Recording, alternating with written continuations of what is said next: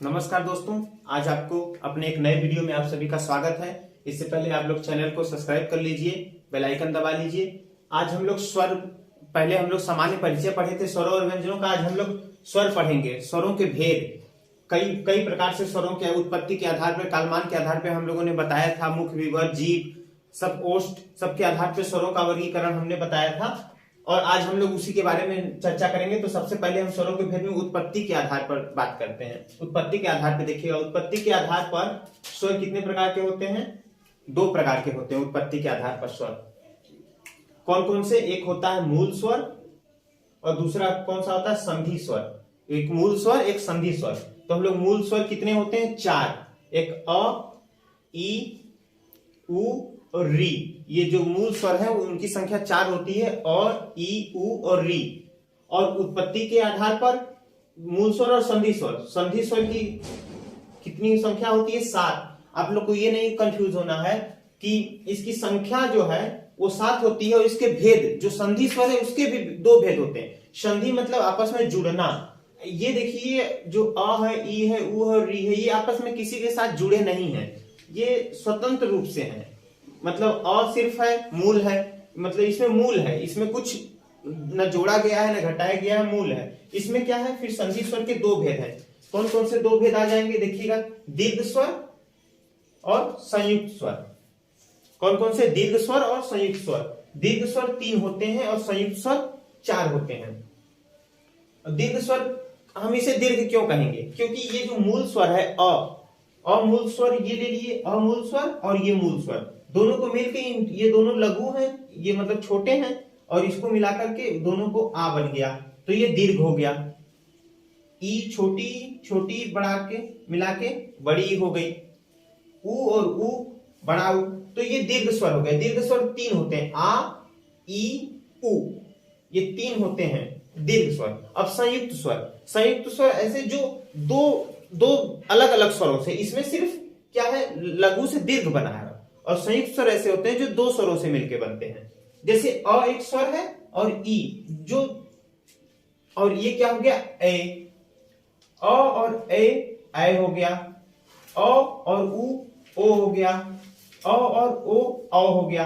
तो संयुक्त स्वर कितने हो गए? 4 और दीर्घ स्वर 3।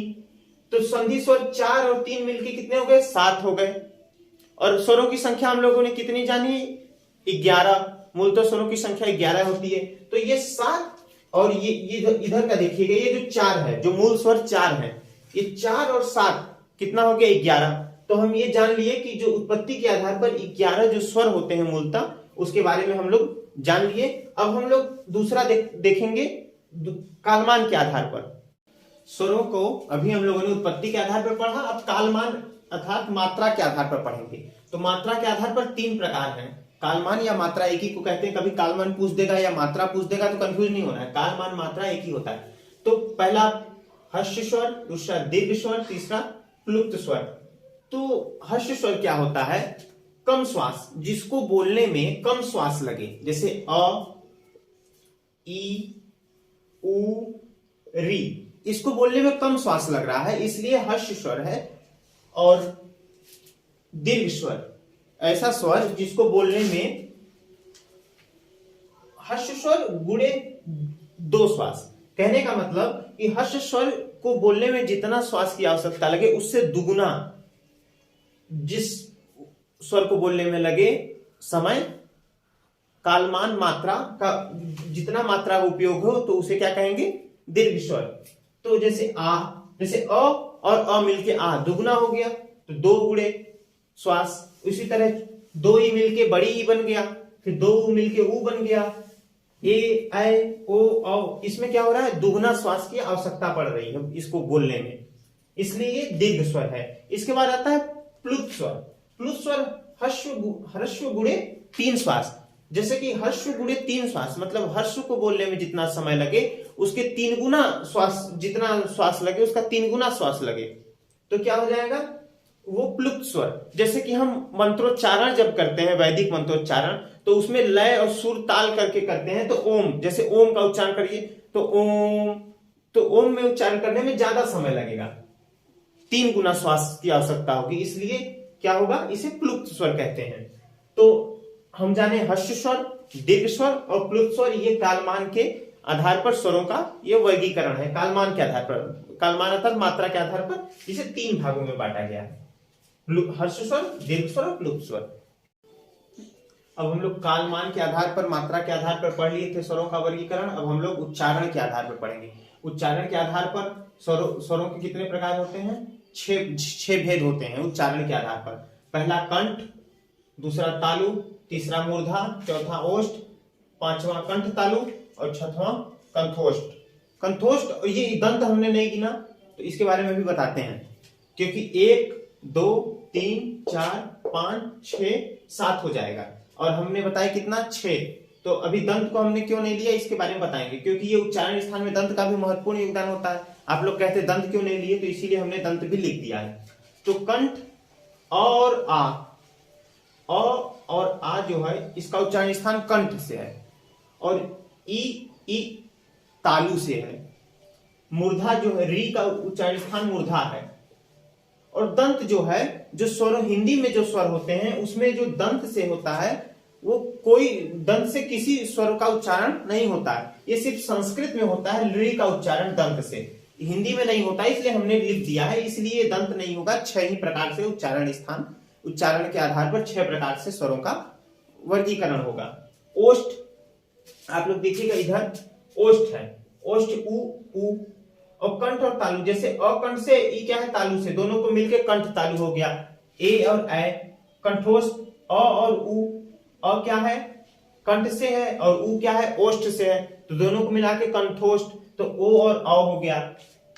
तो इसी तरीके से आज हम लोग देखें कि स्वर को जो वर्गीकरण है उच्चारण के आधार पर 6 प्रकार से हो जाएगा। कौन सा, कंठ, तालु, मूर्धा, दंत, ओष्ठ, कंठ तालु और कंठोष्ठ। अब हम लोग किसके आधार पर पढ़ेंगे स्वरों का वर्गीकरण, जीव प्रयोग के आधार पर।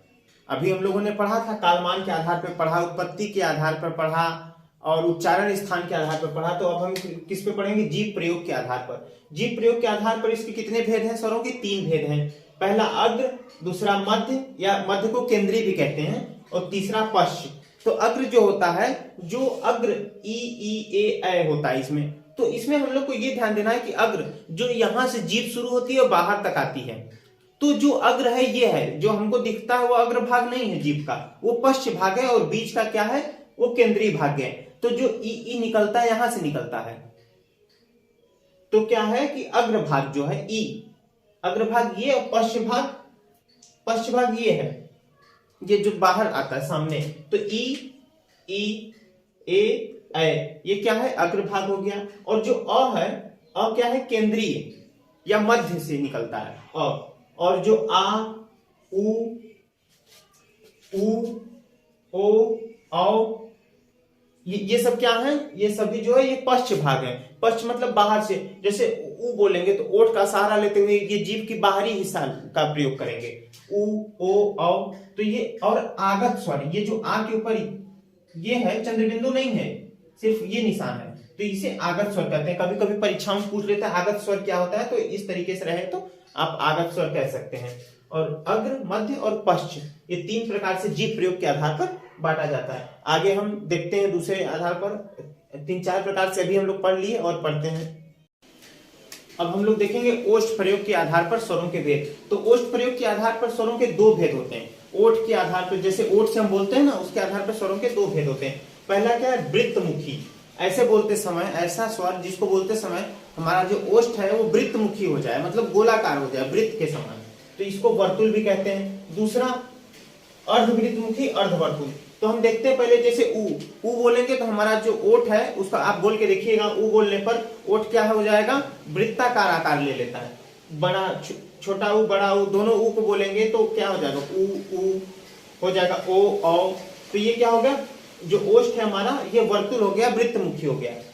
और फिर हम क्या करेंगे, जो इसके बाद हम देखते हैं कि और आ, ये ओष्ठ प्रयोग के आधार पर नहीं आते हैं, क्योंकि ये जो है उदासीन होते हैं। इसका ओष्ठ से, इस और आ के उच्चारण में ओष्ठ का कोई प्रयोग नहीं होता है। फिर हम लोग देखते हैं कि अर्धवृत्तमुखी या अर्धवर्तुल, जिसको बोले आधा ओष्ठ खुले, ओष्ठ का प्रयोग हो पर आधा, अर्ध, जैसे हमने ये सिंबल बना दिया अर्ध का, तो इसमें ई ए और ऐ, इसको क्या कहेंगे? अर्धवृत्तमुखी या अर्धवर्तुल। तो आप लोग स्क्रीनशॉट ले लीजिए, आपको जरूरत पड़ेगा तो देख लीजिएगा।